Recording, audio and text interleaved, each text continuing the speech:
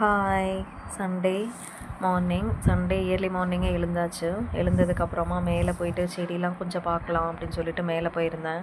மேலே போயிட்டு செடிக்கெலாம் தண்ணி ஊற்றலாம்னு சொல்லிட்டு மேலே போய் செடி தண்ணிலாம் ஊற்றியாச்சு. ஊற்றுனதுக்கப்புறமா மேலே அழகாக சன்னை வந்து ரைஸ் ஆச்சு. சரி, ஓகே, அது ஒரு ஃபோட்டோ எடுக்கலாம்னு சொல்லிட்டு ஃபோட்டோலாம் ரெடி எடுத்தாச்சு.